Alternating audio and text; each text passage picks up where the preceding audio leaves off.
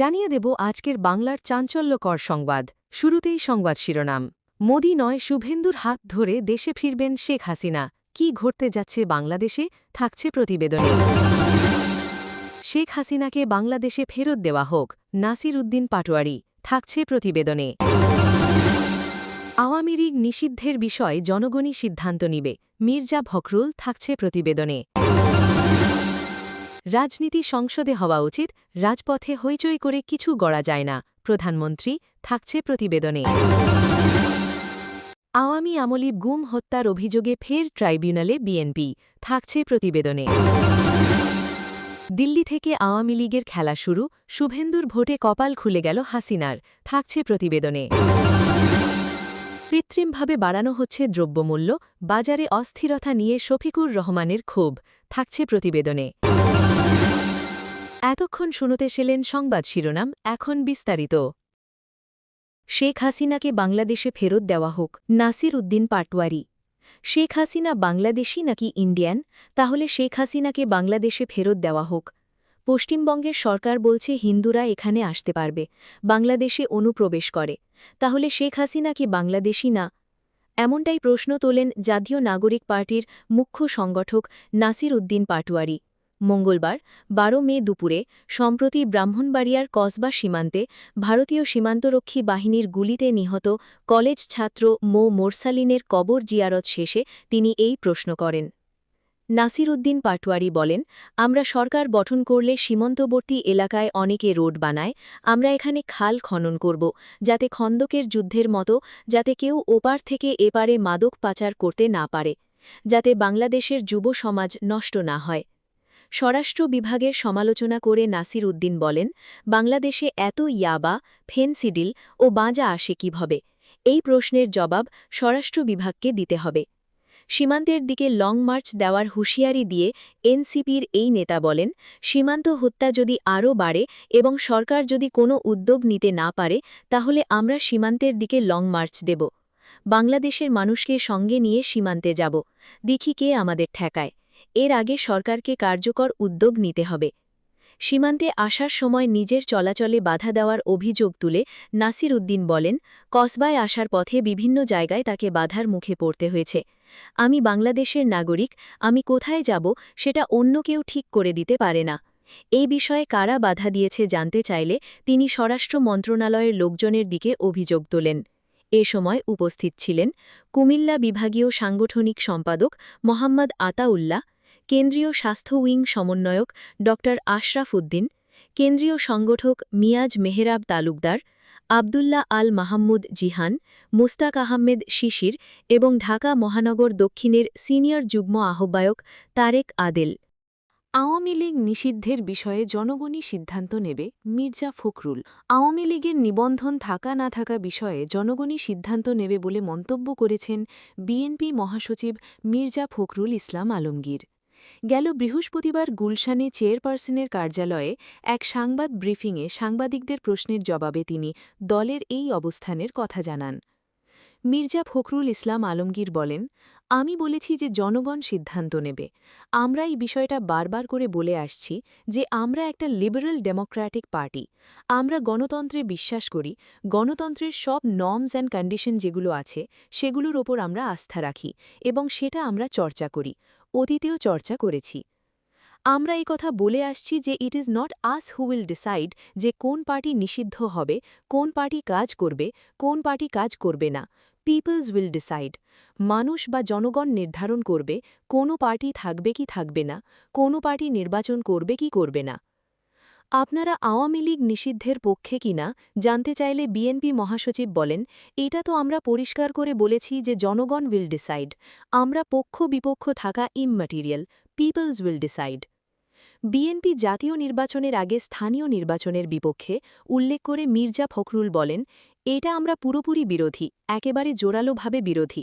আনুপাতিকভাবে নির্বাচনের কোনো ব্যবস্থাকে আমরা সমর্থন করব না, কারণ এখানকার মানুষ এটাতে অভ্যস্ত না, এরকম ভোটের প্রশ্নই উঠতে পারে না।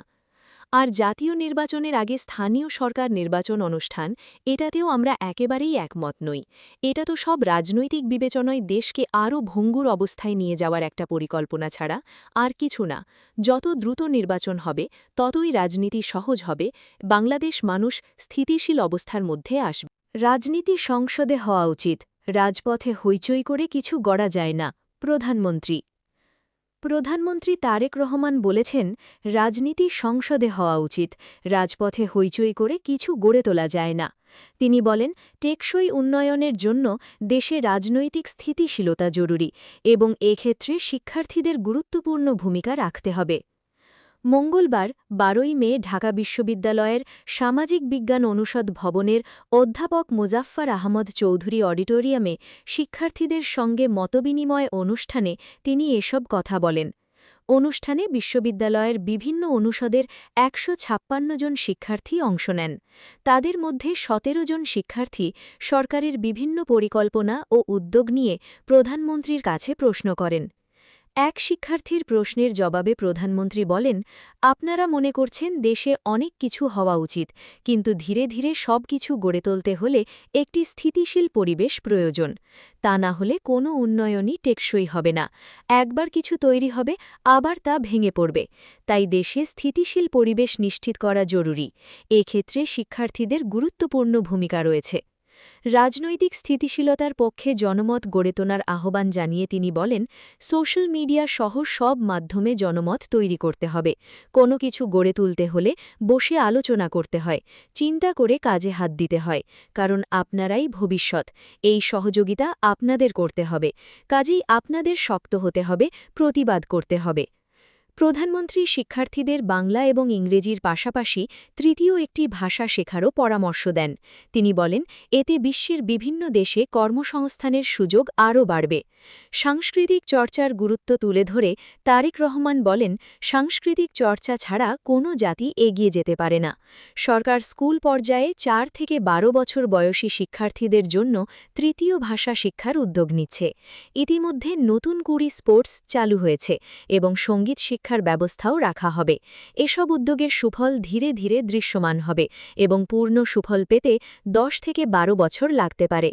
এ সময় তিনি বিগত আওয়ামী লীগ সরকারের সময়ে রূপপুর পারমাণবিক বিদ্যুৎ কেন্দ্র প্রকল্পে বালিশ কেনা নিয়ে আলোচিত দুর্নীতির প্রসঙ্গ তুলে ধরেন। একটি বালিশের দাম ৮০,০০০ টাকা হওয়ার বিষয়টি নিয়ে বিস্ময় প্রকাশ করে প্রধানমন্ত্রী বলেন, এত দামের বালিশে আদৌ ঘুম হবে কি? এ সময় তিনি আওয়ামী লীগ সরকারের আমলে হাজার হাজার কোটি টাকা পাচার এবং মেগা প্রকল্পের নামে বিভিন্ন অনিয়ম ও দুর্নীতির চিত্র শিক্ষার্থীর সামনে তুলে ধরেন। অনুষ্ঠানে ঢাকা বিশ্ববিদ্যালয়ের উপাচার্য অধ্যাপক ড.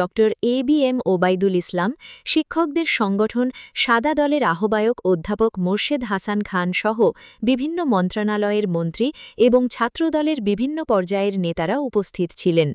আওয়ামী আমলে গুম হত্যার অভিযোগে ফের ট্রাইব্যুনালে বিএনপি। ২০০৮ থেকে ২০২৪ সালের ৫ আগস্ট পর্যন্ত আওয়ামী লীগ সরকারের সময় বিএনপি ও এর অঙ্গ সংগঠনের নেতাকর্মীদের গুম হত্যার ঘটনার তদন্ত চেয়ে আবারও আন্তর্জাতিক অপরাধ ট্রাইব্যুনালে অভিযোগ জমা দিয়েছে বিএনপি। সোমবার দুপুরে চিফ প্রসিকিউটর আমিনুল ইসলামের কাছে এই অভিযোগ জমা দেন বিএনপির কেন্দ্রীয় কমিটির নির্বাহী সদস্য এবং মামলা ও তথ্য সংরক্ষণ সমন্বয়ক সালাহউদ্দিন খান। অভিযোগে বলা হয়েছে, ওই সময় বিএনপি ও সহযোগী সংগঠনের নেতাকর্মীরা পরিকল্পিতভাবে দমন-পীড়নের শিকার হন।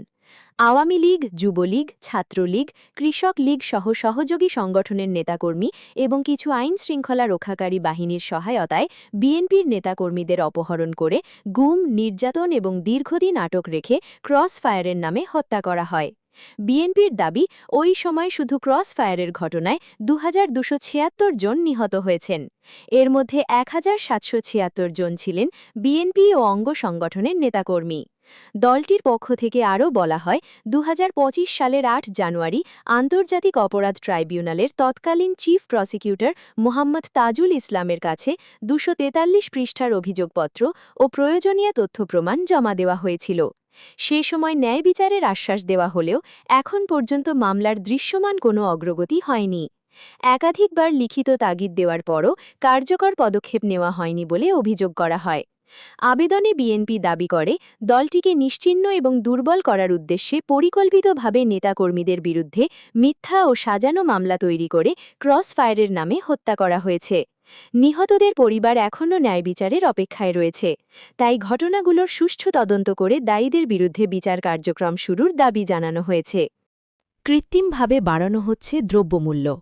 বাজারে অস্থিরতা নিয়ে শফিকুর রহমানের ক্ষোভ। দেশের বাজার পরিস্থিতিকে অস্থির উল্লেখ করে বিরোধীদলীয় নেতা ও জামায়াতের আমির ডাক্তার শফিকুর রহমান বলেছেন, কৃত্রিম সংকট তৈরি করে দ্রব্যমূল্য বাড়ানো হচ্ছে। সাধারণ মানুষের দুর্ভোগ কমাতে বাজার পরিস্থিতি সহনীয় রাখতে বিরোধী দল সব সময় সোচ্চার থাকবে বলেও জানান তিনি। মঙ্গলবার ১২ মে সকালে রাজধানীর মিরপুর শাহ আলী পাইকারি বাজার পরিদর্শন শেষে এসব কথা বলেন জামায়াত আমির। বিরোধী দলীয় নেতা বলেন, মধ্যস্বত্বভোগী এবং চাঁদাবাজদের কারণে দেশের বাজারগুলো অস্থির রয়েছে।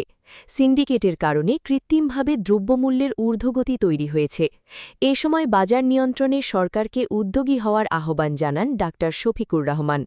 জনগণের জন্য বাজার পরিস্থিতি সহনীয় করতে সংসদে এবং সংসদের বাইরে বিরোধী দল সোচ্চার থাকবে বলেও জানান তিনি।